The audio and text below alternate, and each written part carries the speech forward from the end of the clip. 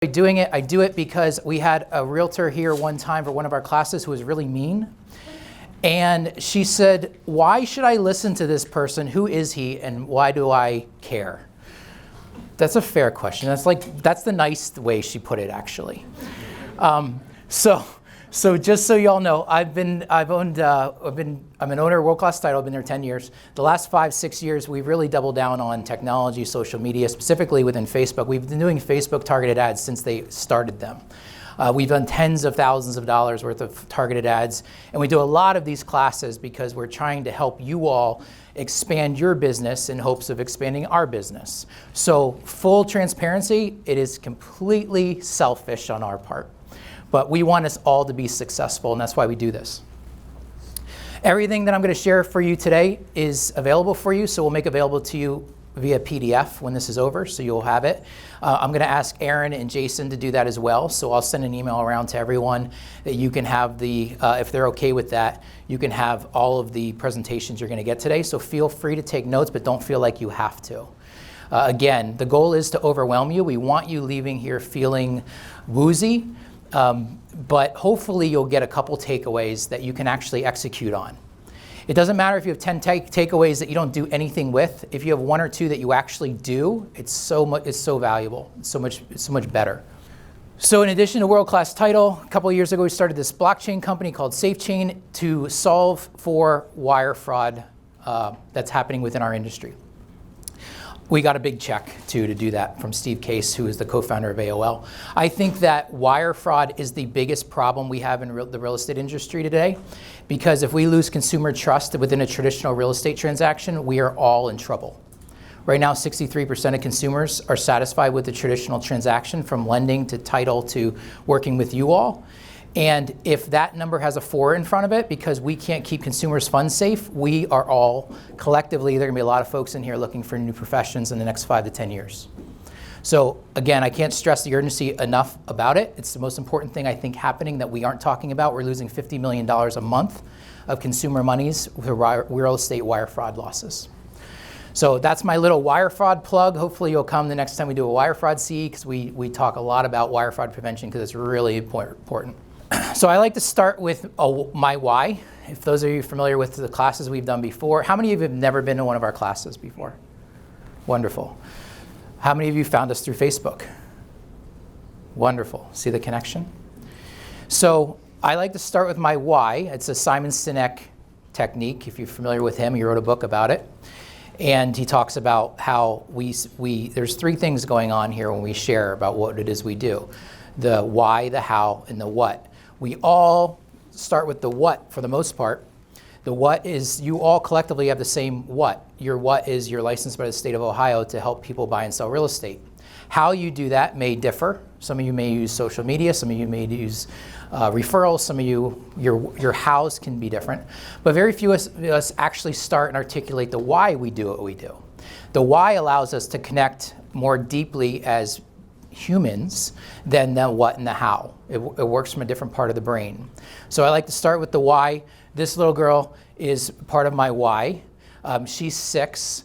So any of you that you need to take phone calls or work on your computers while we're doing this, I'm used to people not listening to me. I have a 6-year-old. So it will not affect me. It will not bother me. Do your thing.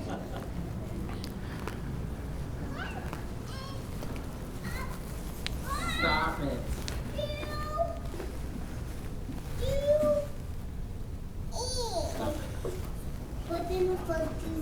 Stop it.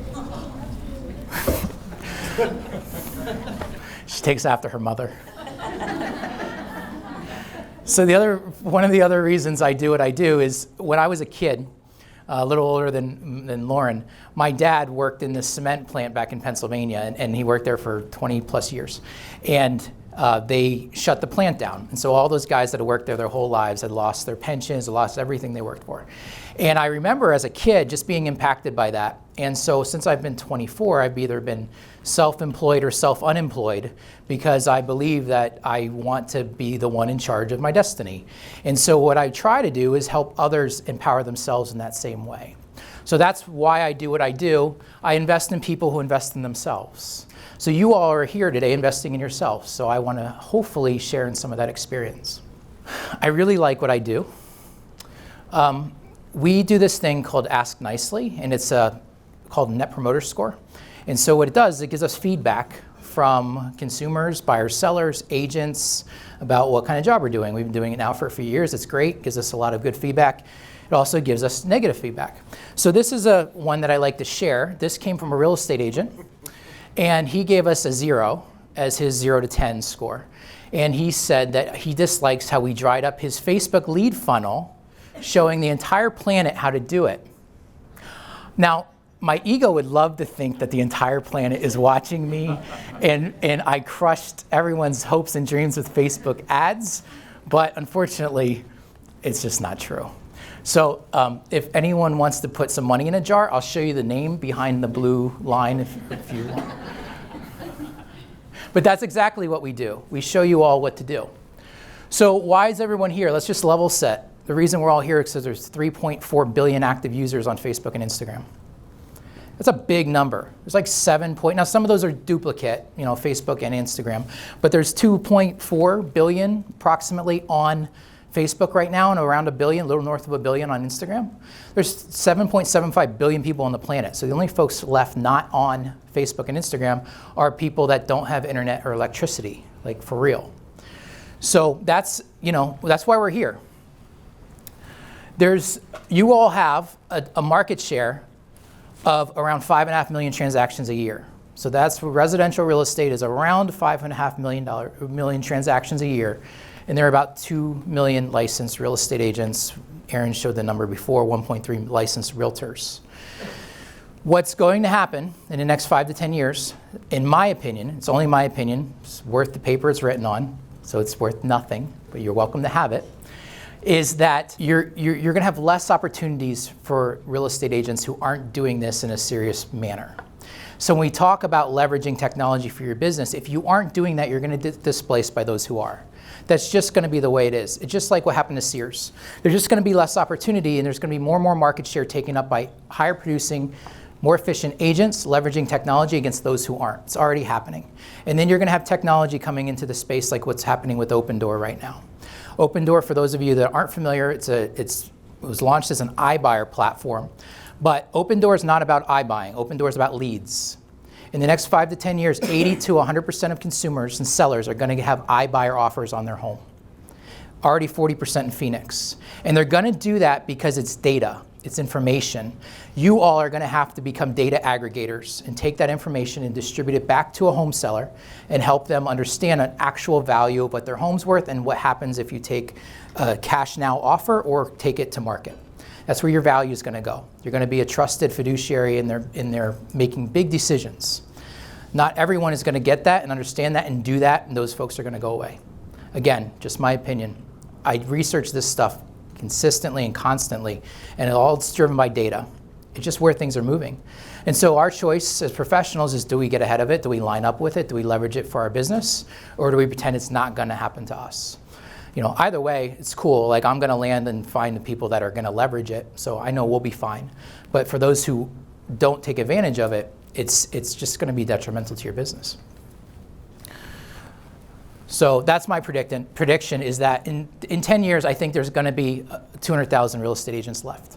I think 80% of them are going to go away. It's probably a good thing for the consumer. Remember, it's not me making this stuff up. It's the consumer. The consumer is going to decide who wins and loses with this stuff. It's never us. It's always them. And so that's why I say if we can't keep their money safe in a traditional real estate transaction, that change happens that much faster. Same thing with title companies, by the way. I think that there's 32,000 now. I think there's 80% of them that go away too in the next 10 years. And again, it's not a bad thing for consumers. So what we're going to do today is we're going to talk about the strategy behind the changes that are happening and how it was, what happened, what it's like now, and then what's next. So this is strategy. We're going to hit some stuff at a high level. I'm going to show you some, if we have time, I'm going to try to do some demo from my phone of some of the things that are happening within Instagram and Facebook that you can do quickly and easily. We'll see how we are time permitted. So who decides where we spend our time? So I talk about this a lot. It's not my job or anyone else around you's job to tell you where you should be online. there's only one decision maker where you should be spending your time online, and it's your client. It's where your next client is your next referral, your next opportunity. Those are the folks that determine where we spend our time, our attention, our resources. So I'm gonna respectfully differ a little bit, my friend Aaron. I don't give a shit about LinkedIn. I don't care about LinkedIn. I don't care about LinkedIn, especially for real estate agents, because how many people on LinkedIn are soliciting you for business versus you soliciting them for business? And so if you don't have a Facebook strategy, and if you're not using targeted ads, why would you waste your time on LinkedIn? If 90% of your consumers are on Instagram and Facebook, why do you care about Twitter or Pinterest or anything else? Get a robust strategy around where your people are paying attention, where your people are doing this, and go all in. Just go deeper there, that's all. And then once you have your arms around that, then expand out. You know, I think Pinterest is amazing if I'm gonna use wood pallets to build outdoor furniture. But I haven't found it convert real estate leads. Cool? Facebook has one. Facebook is Instagram, by the way. Instagram is owned by Facebook. They are the same thing. We can call them Instagram, one Facebook. No, it's Facebook. It's all the same. Which isn't a terrible thing, because consumers think that, you know, don't really care. They want to be on Instagram. But for us, the ad platform is all built in the same product now. So we can do all of our Instagram ads through the Facebook's ad product.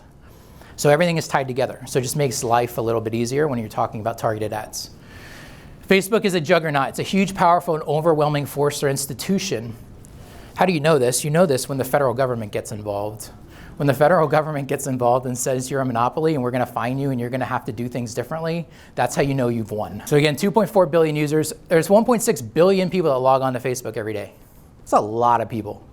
So what happened was that users, us, our buyers or sellers, our neighbors, our friends, all the folks around us, gave Facebook unprecedented amounts of data.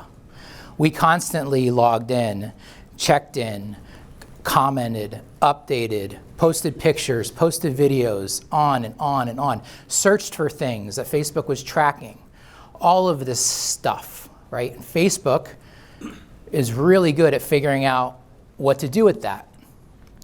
And so what they did with that was they took advantage of it and they turned it to gold. They sold it as ads, opportunities for marketers. Last year, Facebook made over $55 billion doing that. Ad revenue, by taking that data that we gave them freely and selling it to marketers. The Department of Housing and Urban Development announced today a formal complaint against Facebook for violating the Fair Housing Act by allowing landlords and home sellers to use its advertising platform to engage in housing discrimination. The claim says Facebook enables advertisers to control which users receive housing-related ads based upon the recipient's race, color, religion, sex, familial status, national origin, disability, and/or zip code. Facebook then invites advertisers to express unlawful preferences by offering discriminatory options, allowing them to effectively limit housing options for these protected classes under the guise of targeted advertising. Pretty big claim here. It's also worth noting that Anna Marie Ferre, the HUD's Assistant Secretary of Fair Housing and Equal Opportunity, says when Facebook uses a vast amount of personal data it collects to help advertisers to discriminate, it's the same as slamming the door in someone's face. CNBC has reached out to Facebook, and we will get you that comment. Shares basically unchanged though right now, Bob. That is a pretty broad claim there. It seems like it make that claim against almost anybody that gathers a lot of information. Heavens, Google could probably get the same kind of claim. Yeah, Bob. You guys never done a targeted ad, guaranteed. So this is not fake news. You could absolutely discriminate and redline consumers using their ad product, the way it was set up. Absolutely could. So protected classes are things like age, race, religion.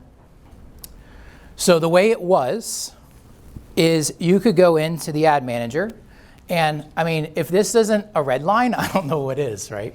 So I could go in by zip code, and then I could go in and say homeowners, and I could set the age. I could also, again, age, gender. I could also go in by ethnicity, what language folks speak. You know, there was so much detailed targeting opportunities that you could absolutely take advantage of it. Now, I'm not suggesting anyone in here did or that it was a rampant problem, but potential was certainly there. So this year, Facebook agreed to pay HUD $5 billion and make some changes to settle. And so those changes are what affect us now. So we can no longer target by zip code, only radius. When you're doing general ads within the business manager, you cannot go below a 15-mile radius. The only way to go within the 15-mile radius is to do a custom audience, which we'll talk about, which isn't the worst thing in the world. I think the stat is like 70% of buyers come within a 12-mile radius. So it fairly lines up with the data. And then there's a special ad category for real estate ads. So it looks like this. When you go into the ads manager, you have to, so this affects credit, employment, and housing, HEC ads. So when you go into the ads manager, you have to select that you're creating a campaign for ads with a special ad category. And we would say housing. And then you would go in and you would be limited in the opportunities you can have versus if you were, say, selling notebooks. I don't know, just made that up. So we're more restricted because of these changes that have happened. And so what it means is that we can't target by protected class, which is a good thing, and it is in effect today. So that is happening right now. They're actually ahead of schedule with their launch. So what it means is that we are all marketers. Whether we like it or not, we are marketers. It's what we do. It's why people hire you to sell their home, so you can market it. Well, marketers also ruin everything. This has been around a long time. It's not new, especially with realtors.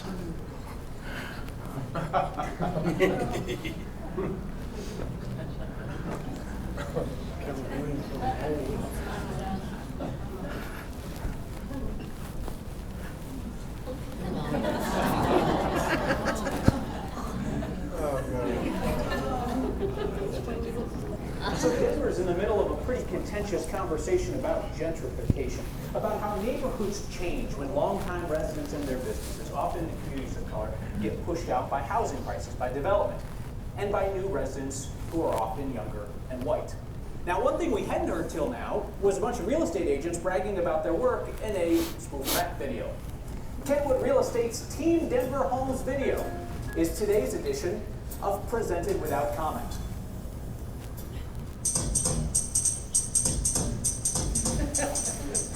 Now, this is a story all about how we turn the real estate market upside down. And we'd like to take a moment, just sit right there. We'll tell you how we sell the homes in a town called Denver. We pulled up to the office about 7 or 8, and I yelled to the city, your home, see you later. We looked at our empire, we were finally there. Team Denver Homes takes a throne in Denver.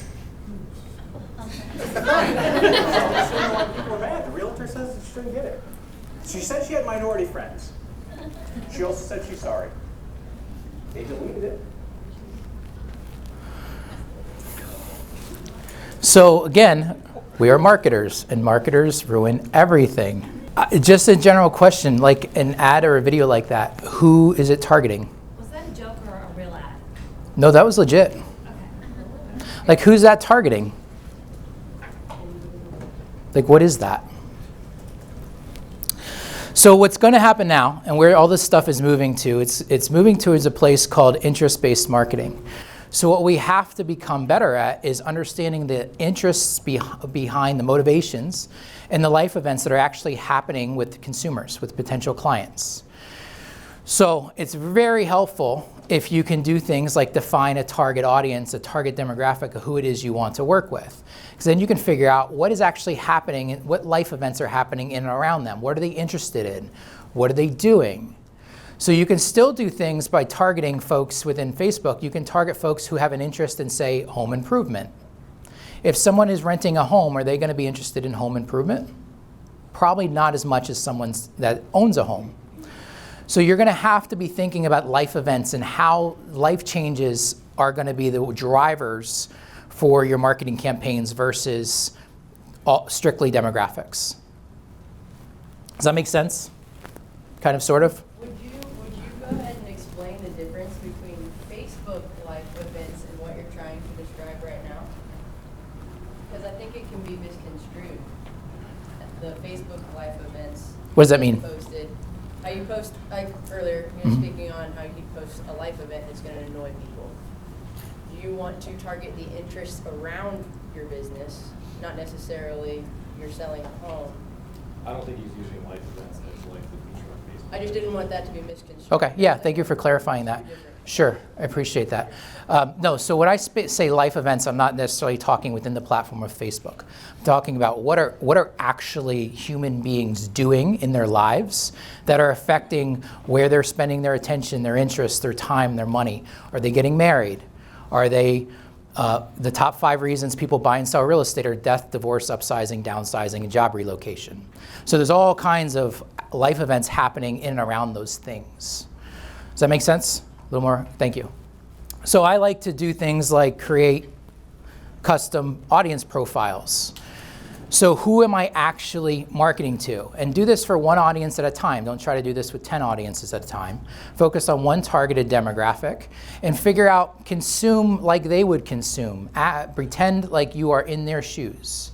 And let their decisions, let their life events, let the things happening in and around them drive where it is you put your attention and your resources.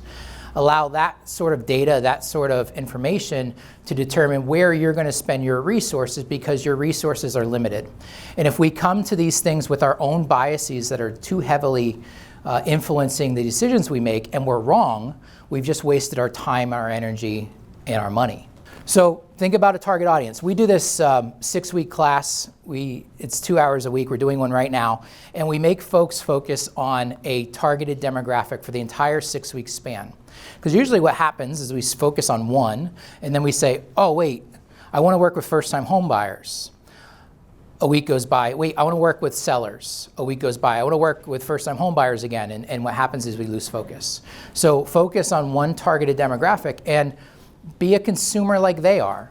Put yourself in their shoes. And it isn't even about where your business is today. Where do you want your business to be in the next 3 years, 4 years, 5 years? Put yourself in that space. So define and focus on an audience. For example, I want to work, I hear this a lot, I want to work with medical professionals. I want to work with doctors. Find data. Find data, where they exist, who they work for.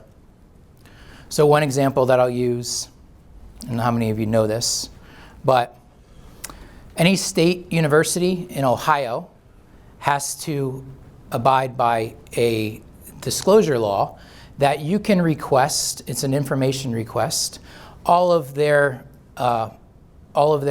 employee and student information. So if you go to Ohio State University and there's a website that is for compliance and integrity, their public records office, and you make a public records request, they have to, by law, give you all of the student database, and they have to give you all of their employee database, including their medical center. So when you have data, this is also how we target you guys. Because if you go to the Division of Real Estate website, there's 148,000 realtor records that we use to create custom audience databases with. So the advantage of having a custom audience database is, one, it's yours, you can use it, and you can upload that within Facebook, and those folks will see your ads. So I'll show you a little more. If the OSU gets like 15 requests today, they're gonna eventually figure out that I'm telling you guys this. I don't really care, because it's the law. It's not anything that I'm doing that's not legal. So you email them and they send you an Excel spreadsheet, and it has emails, names, addresses. And what Facebook does is when you upload this information into the ads manager, is it will find these people and it will show them your ads. That's how you guys see a lot of our stuff. I think that what's happening right now within Facebook are 2 things. I think custom audiences using data is going to be more important than ever. And I think that leaving Facebook's algorithm is getting better and better. Allowing Facebook's algorithm to connect you all with buyers and sellers is going to be important as well. So I think it's going to be both. I think testing both of them is going to be really important. Facebook's algorithm is getting smarter and smarter. I'll talk a little bit about that too.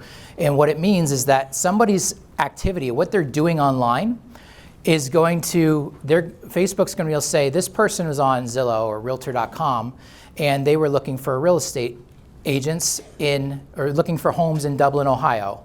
Well, what business pages do we know that are spending money on ads that are realtors living in Dublin, Ohio? Facebook is going to make those connections. And you're going to pay more money for those leads because they're going to be better leads, and that's ultimately what Facebook wants. They want a better consumer experience, and they want you to pay more money for leads. So that's where I think things are going to go. They're not quite there yet, but it's coming. We've been testing it. So if I'm focusing on a targeted demographic of medical professionals, what is it they're looking for from me? What value can I bring them? And it's important that it's not about what value I think they're looking for from me. Like, I actually have to figure out what it is they really want from me. I have to ask people, or I have to research, I have to dig in and figure out and leave my biases aside. You all have experience. Experience is a good thing. Experience should be used towards the tail end of making decisions, not in the beginning. Allow data to help you get there. Because again, if you're wrong, you're just wasting your time and your money and your resources, which are limited. So research. You could Google 5 best practices for marketing to physicians. That's a place to start. Google's a great place to start. You can pick up the phone. It's a great way to have a conversation with a past client. Say, hey, what is it? And they have to actually be honest with you. It doesn't do you any good if people lie to you to make you feel good. So you ask them. If you have consistent conversations of information they're asking for every time you go to list someone's home, that's information, that's opportunity for content. So what content can you develop that they actually want, not what you think it is they want? So you can talk to them. I love events. I love giving people a fun opportunity to get together, providing some kind of experience, some kind of value. To me, this stuff works when you can meet real live human beings. That's how I determine whether or not this is successful. I think this today is very successful because you're all here, right? So there's new opportunities to make new relationships. It's important, again, too, to think about, as we think about like building out target demographics and interests, behaviors, who's making decisions within the home? Who's making decisions within the home around buying and selling real estate? You know, these questions are going to have different answers for whatever your demographic is, whatever your target audience is. But you should understand what's happening in their lives. And then where are they consuming their content online? Are they consuming their content on Instagram? Are they consuming it on Facebook? Is it both? You know, if you come back and you say, hey, my target demographic does everything in LinkedIn, cool, go for it. LinkedIn it up. You know, so ultimately, though, it's the consumer that drives where we put our resources. But you can see how if you focus attention in one place, in one targeted demographic of where you want your business to go, it becomes a lot easier to actually be able to tell a story in and around that.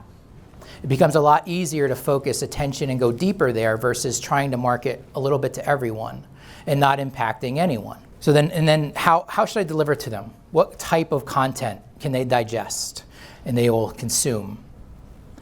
You know, content is still the hardest part of all of this, in my opinion. Delivering the content is one of the easiest things now with Facebook's ad platform.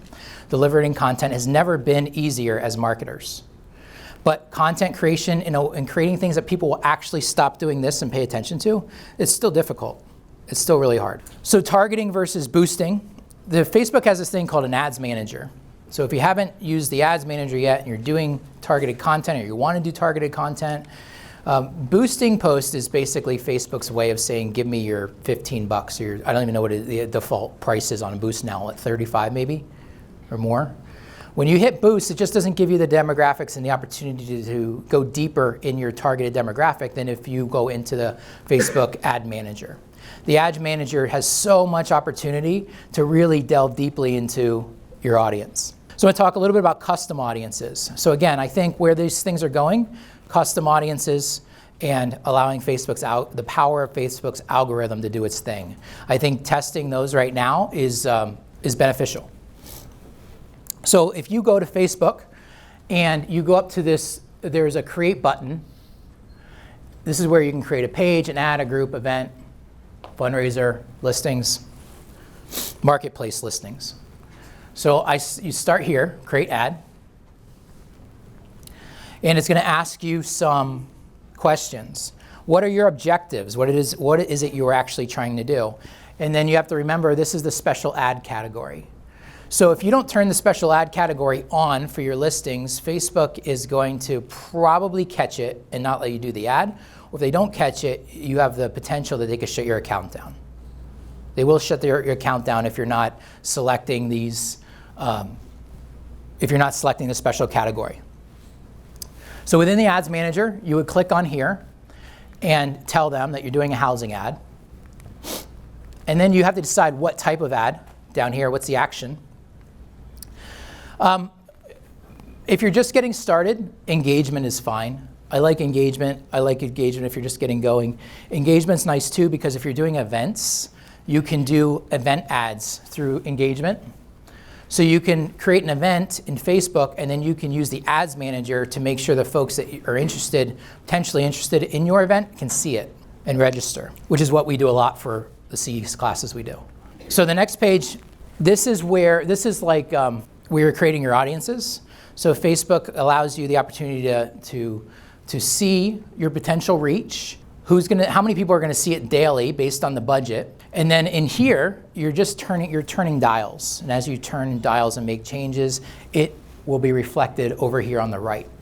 So right now, I have nothing set up as far as locations. It's basically everyone in the United States between the ages of, over the age of 18. That is 210 million people.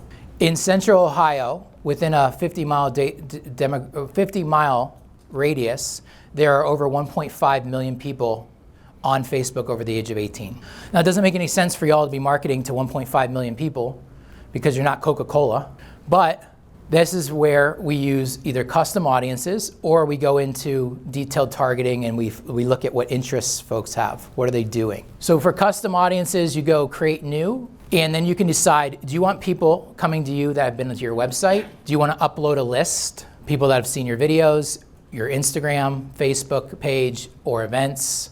You can also do lead pages. So Jason's going to talk about leads later and lead conversions. I'm more interested in creating exposure within your demographic than I am in converting leads, yeah. The customer list, is that where you would drop the PDF? It's got to be a CSV file. Yep.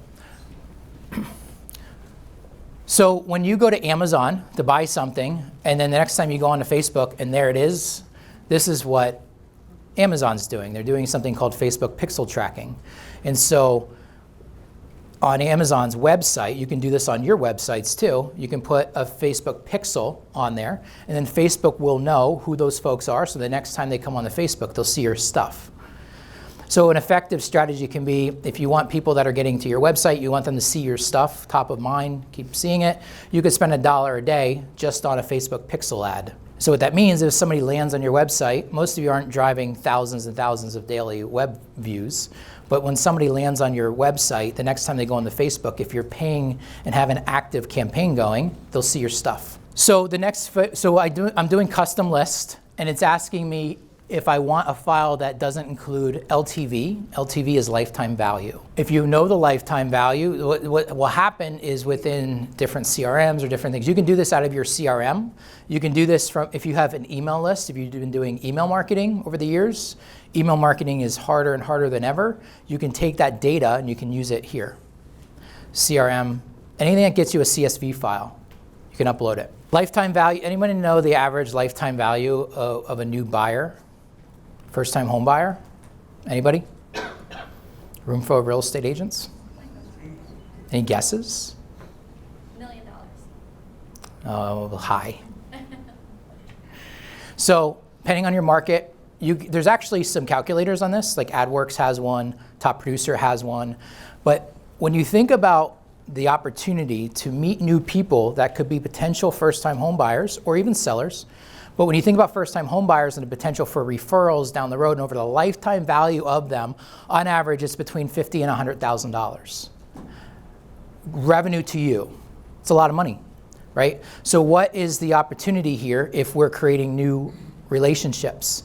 What's the value? What should I be putting into as far as budgets and that sort of thing if somebody could potentially, over the course of their lifetime, generate $100,000 for my business? So we got to think past the initial transaction. Maybe it's a $100,000 home and you're going to make, after you pay your broker, you're going to make $2,000. It's not very exciting. But when that person refers you to referrals in the next 3-4 years, and they sell that home in 7 years, and then they refer you a few more people, and on and on and on, it's a lot of money. So most of us aren't going to have files that include lifetime value. And then next is where we upload that CSV file. So Facebook actually in here has a template that you can use to match the CSV file the way Facebook wants it to be uploaded. So you can do that through like Excel. So you can take a data file into Excel and you can customize it the way Facebook says to do it. And there's all kinds of YouTube videos on this too. It's not once you've done it once or twice. And again, if you're getting overwhelmed by any of this, take a breather. It's no big deal. Like I said, check your email, go for a walk. You won't offend me. You upload the file. Facebook will ask you what information, email, names, first names, last names, phone numbers, whatever you got. The more information you give them, the more likely it is they'll find them. So it's uploaded, and then you can create an ad right out of that, or you can go in and you just save this as a custom audience that you can use again and again and again. See, what's nice with this, you can actually connect this, if you do any MailChimp email marketing, you can actually connect this to a MailChimp account, and MailChimp and Facebook will sync up. So if you put people into your MailChimp email lists, Facebook will automatically pull them through, so you don't have to update your audiences. Otherwise, you have to update this manually, which is kind of a drag, but once you have it and you have it created and saved, you can use it again and again and again. And you can then boost this.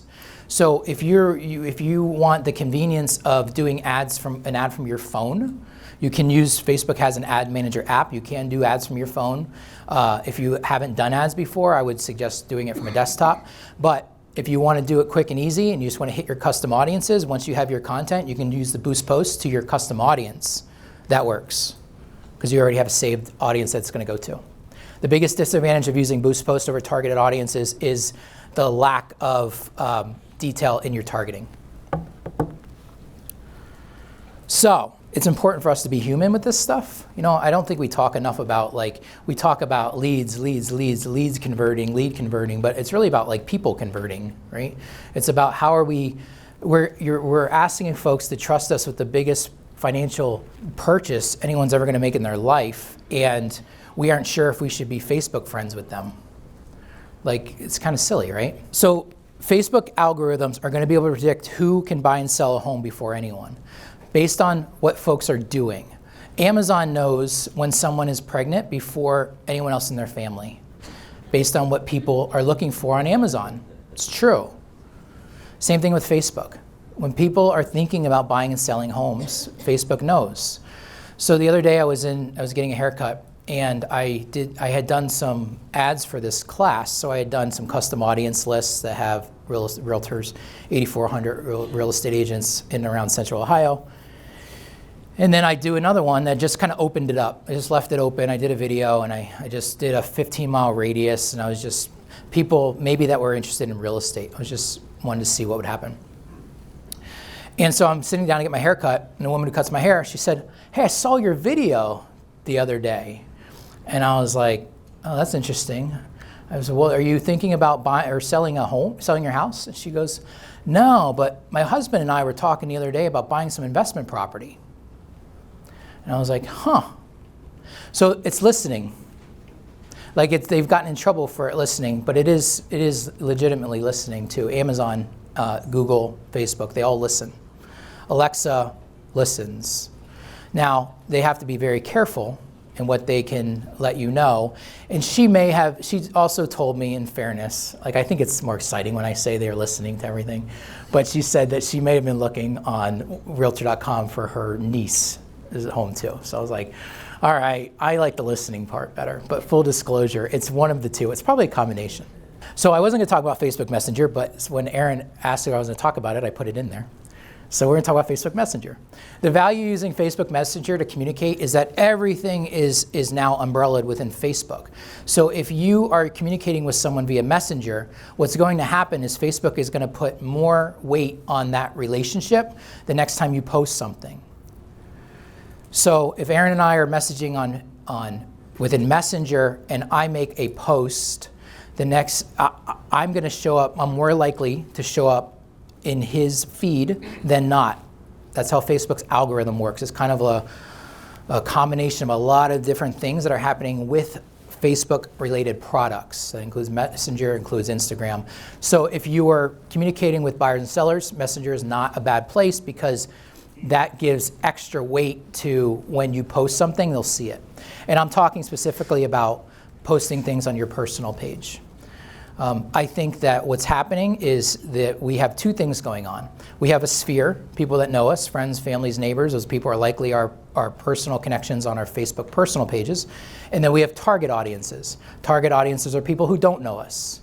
So we can be more aggressive with target audiences because they don't know what we do. They don't know what it is. They haven't met us. But for folks within our sphere, we have to treat them differently. We have to be more delicate. We have to be human. We have to bring value to their lives.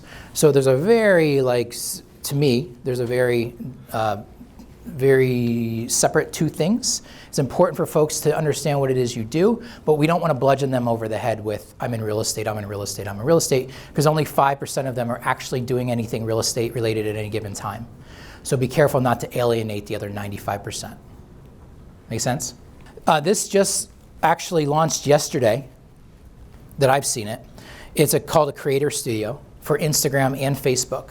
I actually think it launched last week, but I just jumped into it and got notification yesterday. What this allows you to do is you can use it to create Instagram content. It's kind of, if any of you do anything with YouTube, YouTube has one of these within their platform. They've had one for years. And so Instagram is you're familiar with Instagram. There's a second thing called Instagram TV, which are videos longer than 60 seconds. It goes into Instagram TV. Instagram TV is basically Facebook's product to compete with YouTube. So now they're giving you the same or similar type of ways to create video and video editors, studios, like YouTube does. I don't know much about it yet. I haven't really done anything with it. It's pretty new. If you are not comfortable being a contenter, meaning that you're struggling to figure out what it is to do, you don't know where to start, you can be a commenter. So think about folks, again, that kind of fit into a profile of who's a likely buyer or seller that you want to work with. We talked about target demographic. And then when and where do those folks consume content? So for me, when I put out content that I think within my sphere, I don't necessarily care within target ads. This is specifically within my sphere. What I'm thinking about are what is happening in folks' lives. So my demographic is you all. And you all kind of fit into a certain box, generally speaking, demographically. A lot of you have kids. A lot of you have busy days. A lot of you sit down in the evening around 8, 8:30, 9 o'clock, take a breather, you're watching TV, and you're on your phone doing this. Does that sound familiar with anyone? So what I do typically is I don't post when you're likely to be driving. So during rush hour is when folks are hopefully not looking at their phone. I don't post in the morning when people are super busy. It's okay if you do. This is just my strategy. I like to wait until the evening. So I wait a little after 8 o'clock typically, and then I'll post something that I think it's going to be impactful. And then what happens is as people like it, comment it, whatever, I'm in there commenting, interacting, and every time I'm doing that, Facebook's algorithm, that's what it wants. So it's pushing it up into the feed more. And so as more of my demographic is sitting around watching television, doing this, they're seeing it more and more. That's how you can own their feed. So figure out, again, what your demographic, what are they into, what's happening in their lives. If they're sitting in traffic, commuting to a job, why are you going to post something at 4:45 that they're not likely going to see? It's going to get lost in all the noise. Wait until they're actually doing this at scale. Does that make sense? It's effective. Yeah. I had a question for you. What day do you normally, if you're going to launch something or put something out there, what's the day that you target? Is there any certain day? And Again, it's not. Weekend something that you stay away from? It doesn't matter what I think, right? What matters is who it is you want to be working with, who is in your sphere. I think when are people busy? If people are busy, they're typically not on their phone. Typically. Now, we use our phone all the time doing all kinds of things. I'm trying to find folks when they're actively doing this. So weekends can be harder to get attention, I've found. Midweek works great. Tuesdays, Wednesdays, Thursdays, Mondays. When are folks looking to escape? Because that's what people are doing on Facebook. They're not going on to Facebook to do things, they're going on Facebook to avoid doing things. So when are they doing that? Usually in the evenings, maybe at work, depending on what they're doing. Again, it's going to be different for all of your target audiences that you want to work with. Every one of you are going to have different types of things going on. So I'm very hesitant to say there's like one solution for all. I think there are many solutions for all. I think what works with one set of folks here can work completely different with a set of folks here. And ultimately, it doesn't matter. It doesn't matter. The only thing that matters is it work. So I try to, the stuff I've had most success with, again, going back to trying to be a human being, is to inspire folks. So I bought this cabin last summer, and this got more comments, likes, than anything I had posted. Because folks envision themselves doing that. They want to, who doesn't want to have a place in the woods where they can go? Now, the things have been a total pain in the ass. It's a money pit, but whatever. People don't need to know that. I'm sharing the underbelly with all of you. And then go deeper. Let people trust us. This is one I talked about the other way. It was Mental Health Awareness Week or month or whatever. And, this was me 10 years ago. And this is me today. That's something I want to share with people. Now, is it for everybody? I don't know. I don't really care, right? So what happens is if I put things out there that inspire, that are trying to go deeper, I'm going to find the folks that connect with that. And the ones who don't, they weren't my people anyway. So I would urge all of you to be vulnerable and build relationships. It's not just about real estate, real estate, real estate. A friend of mine left one of the best comments that I ever got. He said the guy on the left worked very hard to be the guy on the right. It's true. When you do something like that and people connect with it, respond to everything. So every comment, respond. React, respond.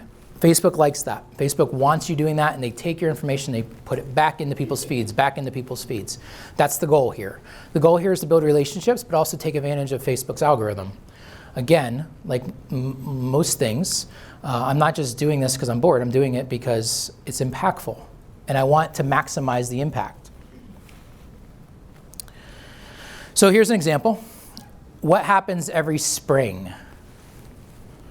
I only have like 10 minutes left, so I'm going to go a little quick. But what happens every spring?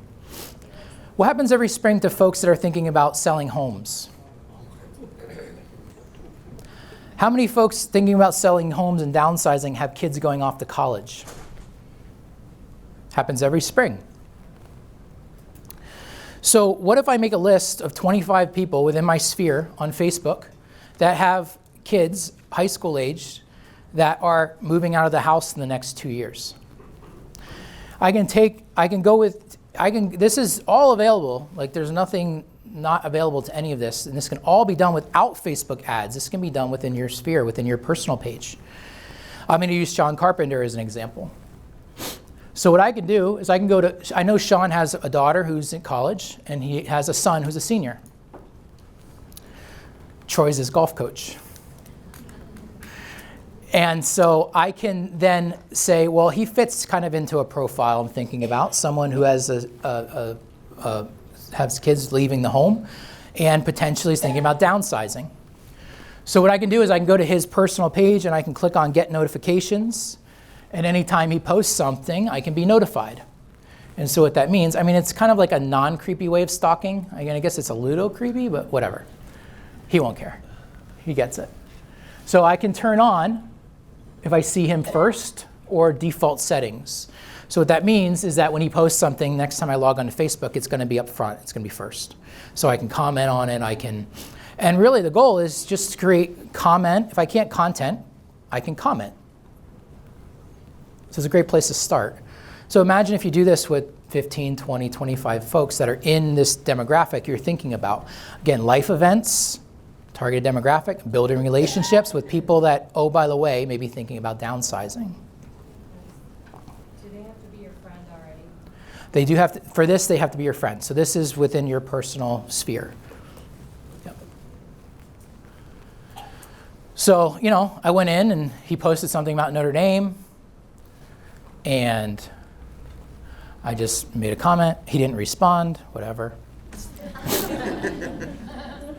I'll get him next time. So you could then take an idea like that and go deeper, do an event, and market the heck out of it and document it. I like events because it gives you something to talk about, gives you something to bring value to. Maybe you host a spring event in your community, partnering with other businesses that benefit when kids go off to college. I don't know what those are. You can make them up. And maybe you do like a Celebrate Our Grads community event in your neighborhood or your neighborhoods every spring. That'd be kind of cool. You know, so this is how, like, there's different layers going on here. But it all begins and ends with bringing value within our communities. You know, I'm not a big lead gen guy because this stuff to me I feel is more valuable. Not that there's anything wrong with it. There are people that make a ton of money and are really good at driving and converting leads. It's just boring to me. This is way more exciting to me.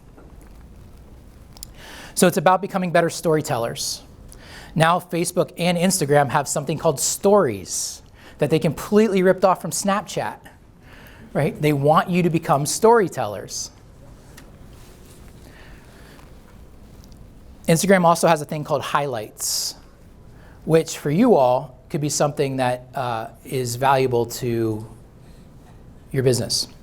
So when you have your Instagram page, any stories you create, you can save them into highlights.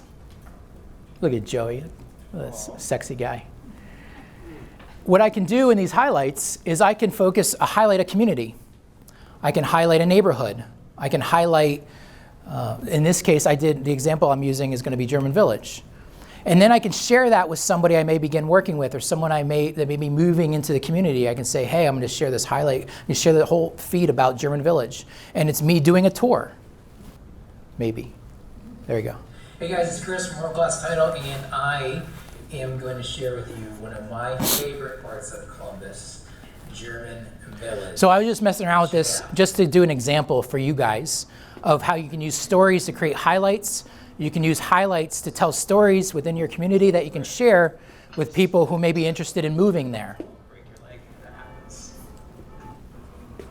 Big fan of the patio at Lindy's. If you haven't been, check it out, especially when the weather is nice. They stop the book.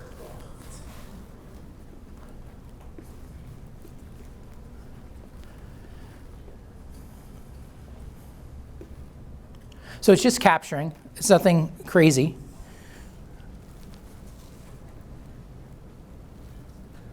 You can download these out of your highlights as well. You can turn them into video clips. Easily get lost in here. It's pretty beautiful and something to definitely check out.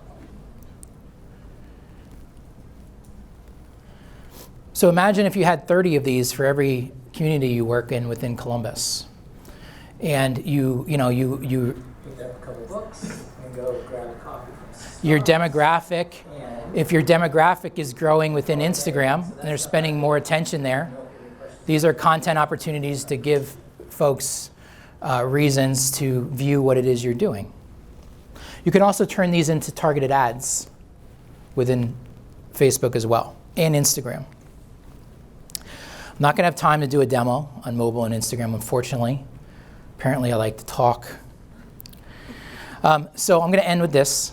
So I start in the beginning with the why we do what we do, and then we go into how and what it is that we do.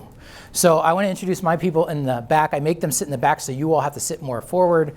Go ahead and stand up for me. Marie, Amy, Nicole, Trish, Troy, and Nikki are my folks, and they did a great job getting everything set up for you all today.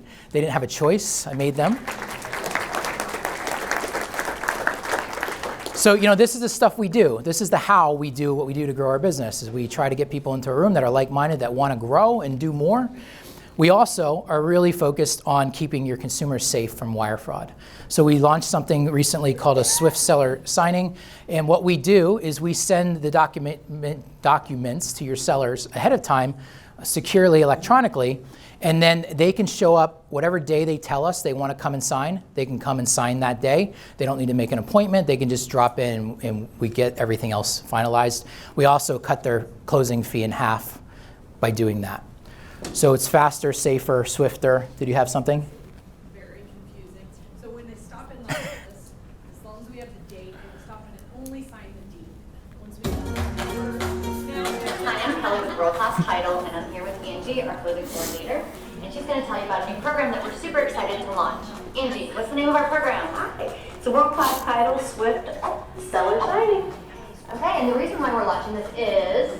Oh, we've had some pain points from sellers that are wanting something super convenient, and we're now offering that for them. Great. What is the most common question you get asked by sellers? Can I swing by and sign my docs? And the answer to that is? Now you can, at World Class Title. So what we want to do is make it super convenient with electronic signing ahead of time. As long as we have the day that you're coming in or that your seller's coming in, they can stop in any time that they want. We have a staff full of notaries to accommodate this. And what is the incentive for the sellers doing this? Half off their signing fee, the closing fee. And they get it done quickly and at their own time and their own convenience. And it's safe. And so we're trying to do this, again, to create a better consumer experience. We're also half off their closing fee. Yeah. So our promise with wire fraud to you all is we protect every transaction against wire fraud always. We use that product that we created called SafeWire, and we use secure email in every transaction. A lot of you sitting in this room, I know firsthand, are getting unsecured wire instructions from title companies. If that's happening to you and you're forwarding those on and you're a victim of wire fraud, guess what? You're 85% responsible for the loss. I know it's happening because I see it. So be very, very careful to not put yourself in those situations. And if people are doing it, putting you in that situation, tell them to knock it off. We owe our consumers better than that. So we use SafeWire, which authenticates who they are, where they are, and that they have access to the accounts where they want their money to go to. And we have real people communicating with your clients throughout, always. We're doing a client appreciation CE event next month, and it's going to be all about what's coming from technology in the future of real estate in the next 5 to 10 years. It's for our clients first. We'll do it again in January for those of you that aren't our clients. There's still time to be our clients. There's still time to be our clients. So it's going to be a lot of fun. It's going to be over at Gravity, which is a super cool space. And we do a master class, which you talked about. We'll do another one of those in the spring. Look out for more CEs from us. We do photography, video, brochures, targeted ads to help you promote your listings and hopefully bring you some value. So that's enough out of me. Thank you, guys. Jason will be up next. Then we'll have lunch. So we're going to take about another 10 minutes or so. We'll get them set up. Go ahead and stretch your legs. Thank you, guys.